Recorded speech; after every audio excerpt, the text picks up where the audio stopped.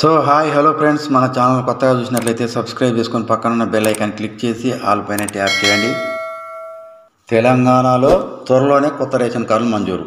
మంత్రి ఉత్తమ్ కుమార్ రెడ్డి తమ పార్టీ అధికారంలోకి వస్తే కొత్త రేషన్ కార్డులు జారీ చేస్తామని గతంలో కాంగ్రెస్ పార్టీ ప్రకటించిందని, దీనిపై త్వరలోనే నిర్ణయం తీసుకుంటామని ప్రకటన చేశారు మంత్రి ఉత్తమ్ కుమార్ రెడ్డి. అయితే ఇటీవల గెలిచి అధికారాన్ని చేపట్టిన కాంగ్రెస్ ప్రభుత్వం 6 గ్యారెంటీల పథకంలో భాగంగా ఈరోజు పౌర సరఫరా శాఖ అధికారులతో ఉత్తమ్ కుమార్ రెడ్డి మంత్రాలు కూడా జరిపాడు. ఈ సందర్భంగా ఉత్తమ్ కుమార్ రెడ్డి మాట్లాడుతూ ప్రభుత్వం 1 కేజీ రేషన్ బియ్యానికి 39 రూపాయల ఖర్చు భరిస్తుందని చెప్పాడు. అలాగే ప్రభుత్వం నెలకు 1.81 మెట్రిక్ టన్నుల రేషన్ బియ్యాన్ని సరఫరా చేస్తుండగా అందులో 90% ఎవరు బియ్యాన్ని తినడం లేదని తెలిపారు. కొందరు డీలర్లు ఈ బియ్యాన్ని రీసైకిల్ చేసి పౌల్ట్రీ, బీర్ల కంపెనీలకు తరలించి అమ్ముకుంటున్నారని ఆరోపించారు.